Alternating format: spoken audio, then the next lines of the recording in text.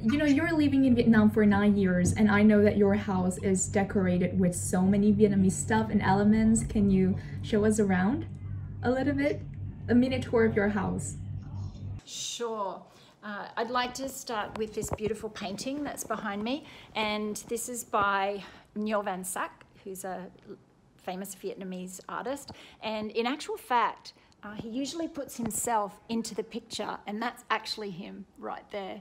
And you can see that there's carving as well as painting, and very amazingly, we asked the art gallery if the artist might consider putting our actual Vietnamese phone numbers actually onto the painting, and he said yes. So we've actually got our phone numbers on there. He's actually re-authenticated it, took another photo and re-authenticated that this is an original painting by him.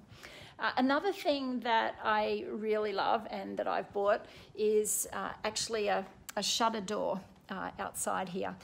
You can see I actually bought that from Saigon and got it sent up to Hanoi where we live, and I just think it so much shows the look of Vietnam, and the colour's beautiful, and so I'll proudly take that to my home in Australia when we leave. I have, of course, the things that that everybody in Vietnam always purchases, which is the water puppet. So I have my my water buffalo, and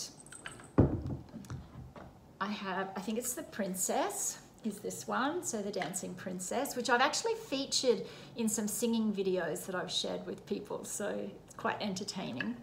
Your house is more Vietnamese than my house, honestly.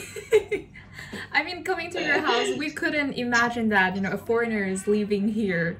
So many Vietnamese elements, and just looking at those pictures and like what a puppet things, I can tell that you love Vietnam a lot, and I just want to say thank you so much for that.